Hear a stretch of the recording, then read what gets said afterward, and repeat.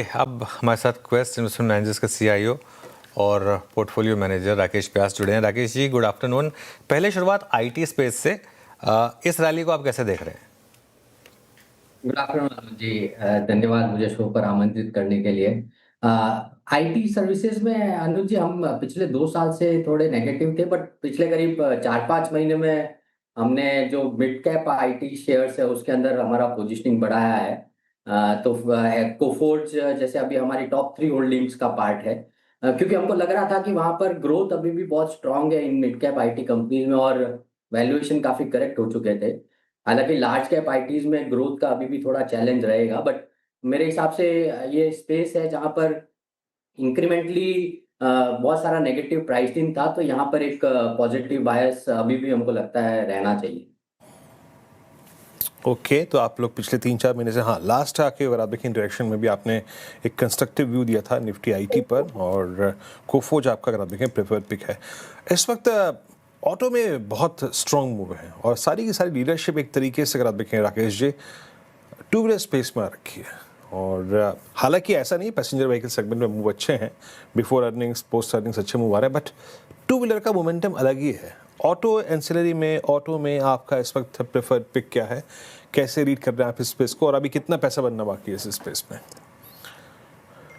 नहीं, जैसा कि वीरेंद्र जी आप देख रहे हैं, जीएसटी कट का जो बेनिफिट है वो काफी हद तक हमको वॉल्यूम ग्रोथ में और डिमांड में दिख रहा है।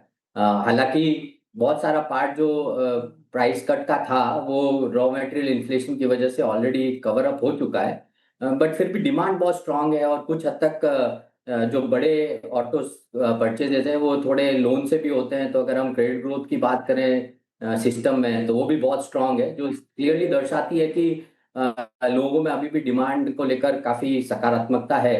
तो हमारे पास टू व्हीलर स्पेस में टीवीएस ग्रुप का स्टॉक है, और ऑटो एंसिलरी में सनसेरा इंजीनियरिंग है, और थोड़ा बहुत मुझे लगता है इवन पैसेंजर व्हीकल में वैल्यूएशंस अभी थोड़ा अट्रैक्टिव होने लगे हैं। तो वहां पर एक पॉजिटिव बायस बनता है, क्योंकि ये डिमांड मुझे लग रहा है अभी भी बहुत स्ट्रांग रहने वाली है। अगर आप टू व्हीलर की बात करें वीरेंद्र जी, तो 2019 के बाद का जो टॉप था वो अभी हमने पिछले साल ब्रीच किया है, और यहाँ से अभी भी रीजनेबल ग्रोथ दिखती है, और कुछ कंपनीज को एक्सपोर्ट में भी बड़ा फायदा मिलेगा, बिकॉज जो रुपी डॉलर में जो डेप्रिसिएशन आया है रुपए में, उसका एक पॉजिटिव बायस इन कंपनीज को डेफिनेटली मिलता है।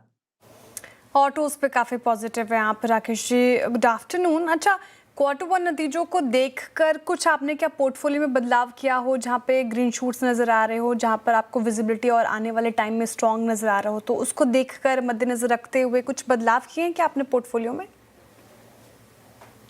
जी, एक्चुअली हमने एंटिसिपेशन में ही काफी बदलाव किए थे पोर्टफोलियो में। अगर आप देखेंगे पिछले 4-5 महीने के अंदर, जैसा मैं बता रहा था, आईटी सर्विसेज पे हम पॉजिटिव थे, तो पहले से हमारे पास ओरेकल फाइनेंशियल सर्विसेज और परसिस्टेंट जैसे शेयर थे।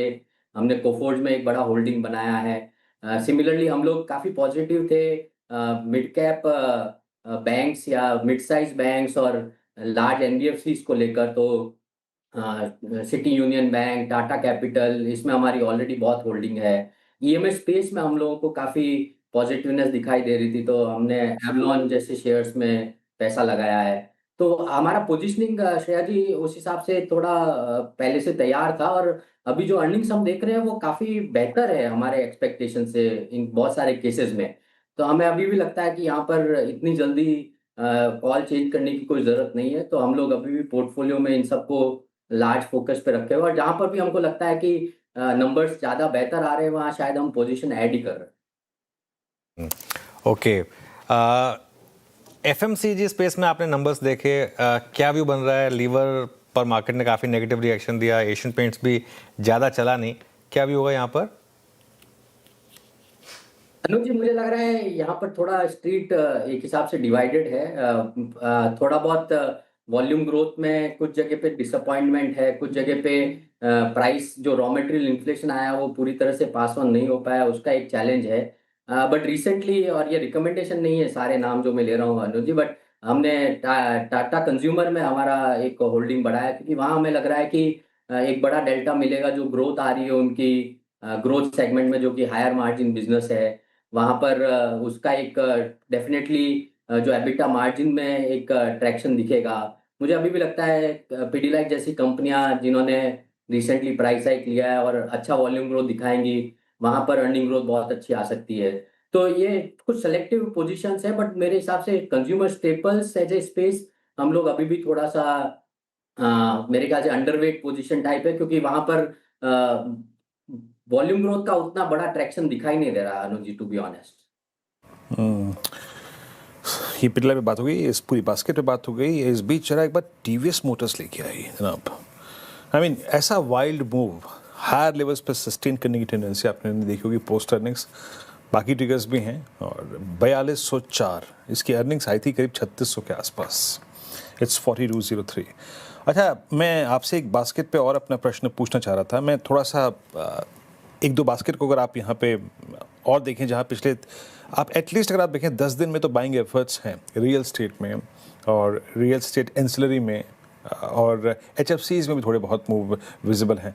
बट क्या ऑन ग्राउंड सिचुएशन को देखते हुए, जहाँ पर सिर्फ प्रीमियम और लग्जरी सेगमेंट में स्ट्रॉन्ग डिमांड है, आप रियल स्टेट में कुछ एक्सपोजर ले रहे हैं इस वक्त? वीरेंद्र जी, एक्चुअली हम लोगों ने रियल एस्टेट का एक्सपोजर काफी हद तक घटा दिया है, क्योंकि हमको ऐसा लग रहा है कि रेजिडेंशियल स्पेस में डिमांड में थोड़ा सा मॉडरेशन आ रहा है, सप्लाई बहुत तेजी से बढ़ रही है।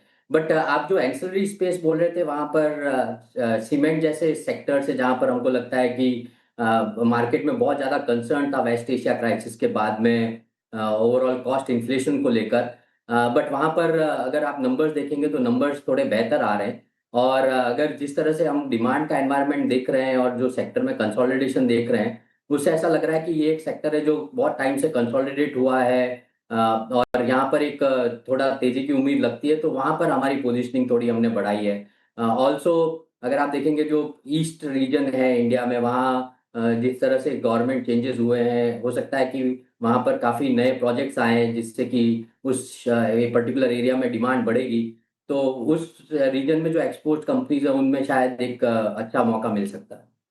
ओके राकेश जी, ये पावर इक्विपमेंट स्टॉक्स ने गिरना शुरू किया है। Hitachi energy, GU वर्नवा, CG power, ABB बहुत अच्छे रिटर्न्स भी दिए इसने कमाकर। अब क्या लग रहा है इन स्टॉक्स पर, ये इस पूरे स्पेस को लेकर क्या व्यू बन रहा है? शायद जी, अगर आप लास्ट लेग देखेंगे इस सारे स्टॉक्स की रैली का, तो ये सारा का सारा AI और डेटा सेंटर प्ले के अराउंड था। हालांकि हमारी जो थीसिस है कि आज भी अगर पावर T&D स्पेस में जो केपेक्स रिक्वायरमेंट है इंडिया में या ग्लोबली, वो अभी भी बहुत स्ट्रांग है, आने वाले कुछ सालों तक स्ट्रांग रहने वाली है, क्योंकि ये ओवरऑल जो इन्वेस्टमेंट आ रहे हैं इसका कुछ हद तक पावर का रिक्वायरमेंट जो है वो बहुत तेजी से बढ़ेगा। और इंडिया के अंदर तो रिन्यूएबल एनर्जी का जो ओवरऑल बास्केट इंक्रीज हो रहा है, उसके लिए इन सारी पावर T&D कंपनीज में अगले कुछ टाइम तक ऑर्डर बुक बहुत स्ट्रांग रहने वाली है। बट ये कुछ हद तक लास्ट कुछ महीनों में एक हिसाब से AI ट्रेड था, तो जहां से ग्लोबली AI ट्रेड अनवाइंड हो रहा है, तो इन सबका इस पे भी थोड़ा असर आएगा। बट मुझे लगता है कि अभी भी अर्निंग्स में उतना बड़ा चेंज नहीं है। मेरे हिसाब से अर्निंग्स हमारे हिसाब से जो फोरकास्टेड है उसमें एक्सपेक्टेड या बेटर ही आने वाली है, क्योंकि मार्जिन्स अभी भी बहुत स्ट्रांग है। जितने ऑर्डर्स इन कंपनीज ने लिए हैं या ले रही हैं, उनमें एक्चुअली मार्जिन प्रोफाइल इंप्रूव ही हो रही है, और कुछ हद तक शायद ही एक्सपोर्ट मार्केट इन कंपनीज के लिए बहुत बड़ा हो रहा है। और क्योंकि ग्लोबल डिमांड बहुत अच्छी है, तो थोड़ा पॉजिटिव बायस अभी भी हमारा है। और लकी आप जो हाईलाइट कीजिए कि रिसेंटली प्राइस करेक्शन हुआ है, बट इन स्टॉक्स ने बहुत अच्छा रिटर्न भी दिया है, तो हो सकता है यहाँ पर कोई अगर पॉजिटिव स्टांस ले तो थोड़ा पैसा बन सकता है। बहुत शुक्रिया सर, आप इस कार्यक्रम में शामिल हुए आज राकेश जी, और सभी सेक्टर्स पर अपनी राय रखी आपने। बहुत बहुत शुक्रिया। अब आते हैं